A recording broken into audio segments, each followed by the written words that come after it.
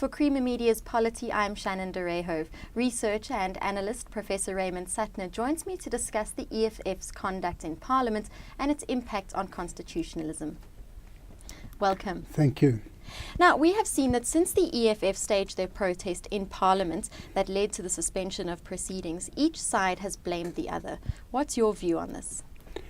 I think there are, since yesterday, there's been a slight change in that the Speaker has deferred taking action against the EFF. And I was watching the EFF spokesperson, Mbuyiseni Ndlovu, and he's fairly impressive in his command of the rules and things like that.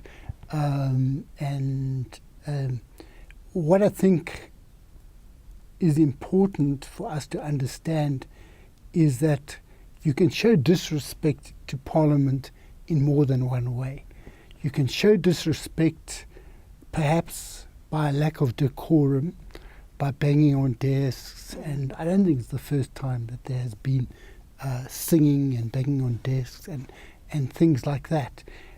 But you can also show disrespect in a more fundamental way by not carrying out your duties as prescribed by the oath of office, which enjoins you to act and carry out the requirements of the South African Constitution. One of these is to hold the executive accountable. And insofar as the ANC has for a very long time failed to carry out its constitutional duties with regard to the executive, even where they have been involved in very serious scandals, which in some cases have ultimately forced the president to dismiss someone. There have been these situations where MPs have done nothing. And I think we need to understand it in the context of how people become MPs and what is expected of them. With the list system, and I think people make a mistake if they think that a constituency system will change this, because in practice, even if you are a constituency elected MP, when you go to Parliament as a member of a party, you have a caucus.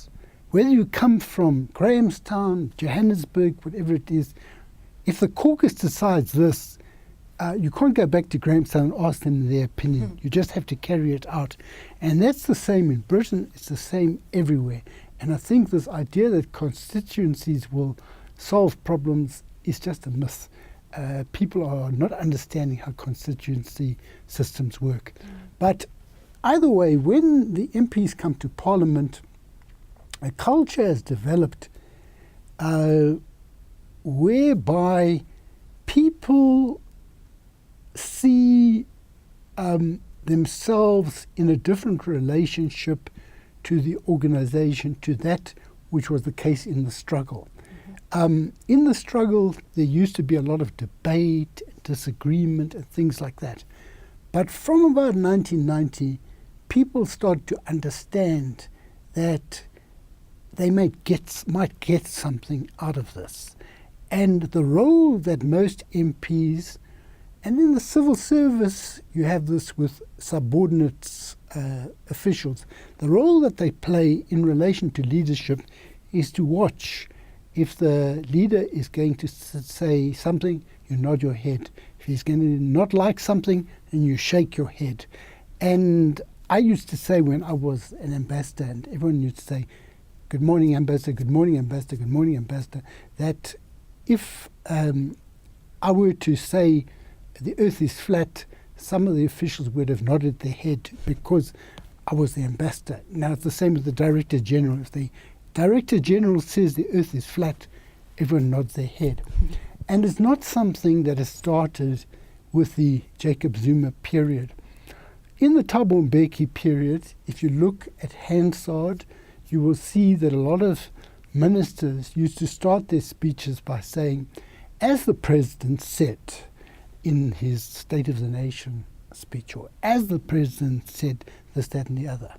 And I think that this is a culture which robs MPs of their critical faculty. Now, I'm not meaning by critical faculty that you are free to get up and repudiate the party that you represent. You're not. One of the conditions of becoming an MP of the DA or the ANC or the EFF is that you carry out their policies. But you have also got a duty to the Constitution. The Constitution, which is higher than the legislature, higher than the executive.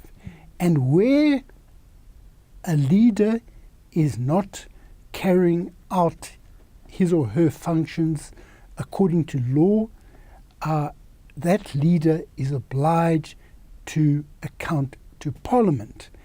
Now, so it's not the same as your duty to support a policy of the organization.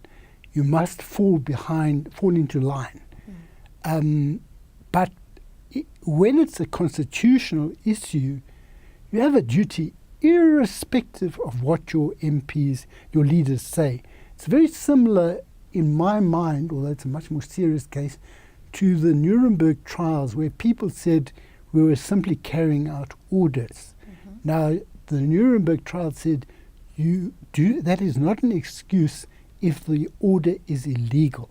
Now, equally, when President Zuma was questioned about his response to his answer, how he would repay as recommended by the public protector, his response was specifically to say that he was not answering the public protector, but he chose to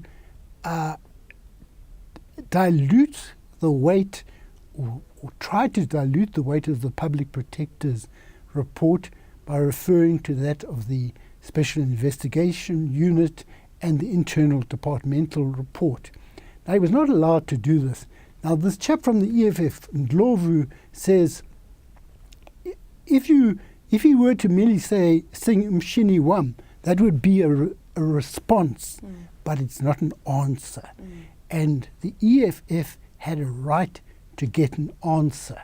So consequently, the Speaker ought, in carrying out her duty, to have said to the President, you have not answered this question.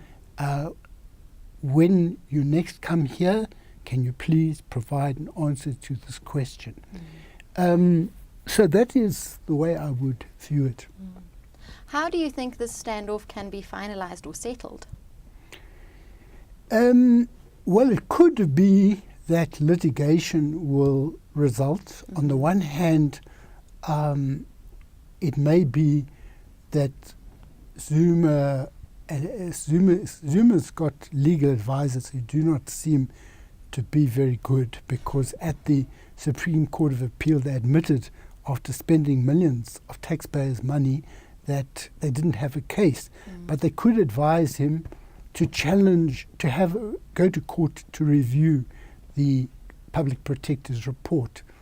It's unlikely to succeed. On the other hand, there may be a possibility of legal action by the opposition parties to compel him to answer. I'm not sure that would succeed either, but that would be one of the things. I think that what is a problem with this entire episode is that when the ANC negotiated, it took decisions about the establishment of institutions that were not directly under the control of the ANC. The TRC was one of them, Constitutional Court was one of them, Public Protector was one of them. And the reasons for taking that decision was that the safeguarding of the Constitution would not be regarded as a party political issue. It would carry much more weight in cementing a new loyalty to a new democratic society if these institutions had the degree of professional autonomy and independence. And that is what they are now attacking under the guise of attributing political goals to the public protector. And I think it's very important that citizens should stand by the Constitution. Thank you very much. Thank you. That was Professor Raymond Suttner speaking to Creamer Media's Polity about political party conduct in Parliament.